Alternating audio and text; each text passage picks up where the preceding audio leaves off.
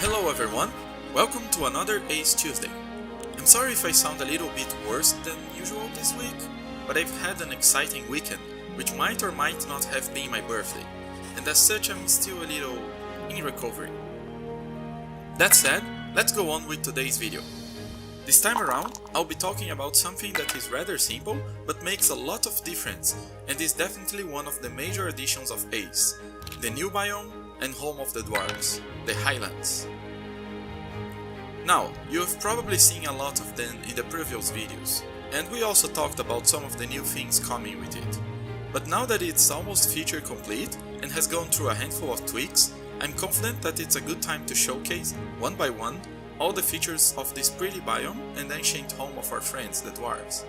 The Highlands in our mod were highly inspired by the Scottish Highlands, both realistically and fantastically. This inspiration is not exclusive, however. We also brought several ideas and colors from different places.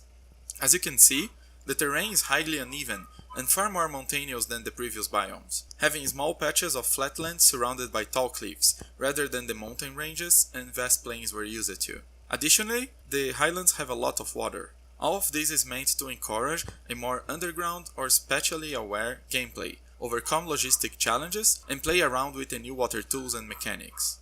So, let's start with the Highlands flora. The most basic tree of the Highlands, quite common on the lower levels, is the birch tree.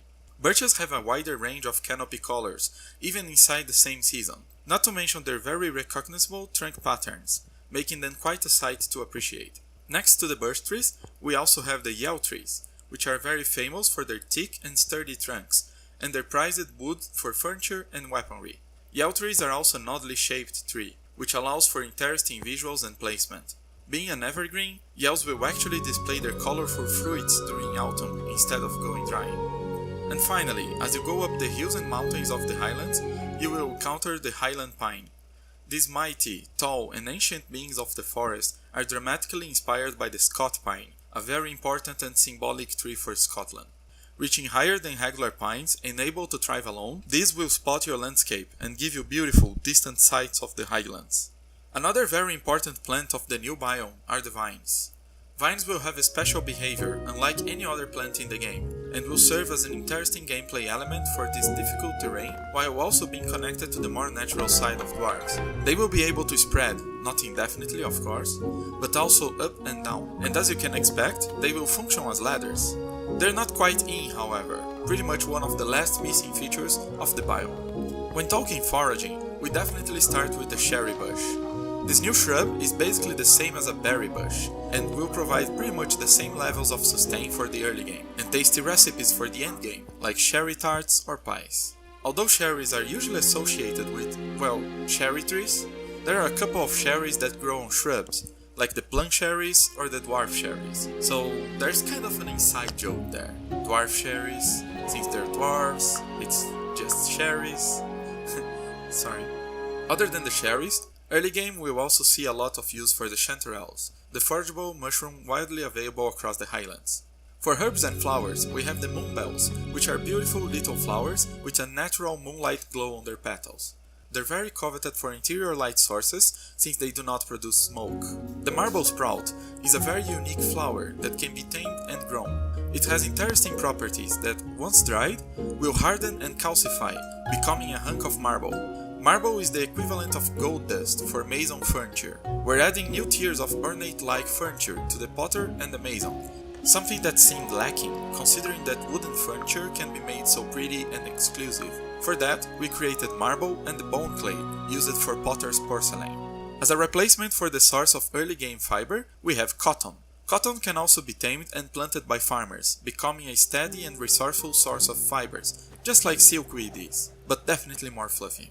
And finally, as shown before, the Highlands have its own special collection of wildlife. Most of them are variants of already existing creatures, part of our effort to increase the diversity of the game. Every biome has its own version of most animals now, like gazelle for the desert instead of deer, or long-wool sheep for the Arctic. Exclusive Highlands creatures are the grasshopper and the ladybug, but we also have some interesting animals variants around. The red squirrel, grey raccoons, grey bunnies, this cute blue and white duck. Deer and caribous are moose here, both bucks and cows. The Highland boar. Bighorn, fluffy sheep. Pastel colored coot pollos. Oh, and there is something cool. A couple of weeks ago, after the Dwarven themed Ace Tuesday, someone suggested the Final Fantasy approach for Dwarves. I felt a bit bad because I really love Final Fantasy, but completely forgot about their Dwarven approach, which is indeed pretty cool. We went down a more traditional fantasy road, but I felt like I needed to do something for this person. So, hey, here's another cool animal from the Highlands. And no, that's not what you're thinking. Here, it says ostrich. It's an ostrich, okay? It's totally an ostrich. And last but not least, we have a big and sometimes bad new resident to Stonehearth. Another member of the Forest faction, this creature shall be available in all biomes, usually as an invading enemy, although it can be found in the wilds, and is a creature that every medieval or fantasy game definitely need. Very kindly and nicely offered to us by Team Firefly, we changed the model some and will probably tweak some things here and there. But here they are, bears. And yes, the black bear in the Highlands is not a coincidence. I'm looking at you, Brave. Thank you for watching, and I hope you have enjoyed our little ride through the Highlands. Feel free to ask anything you want, and subscribe and follow us in our media channels to always stay tuned for more Ace news. Goodbye!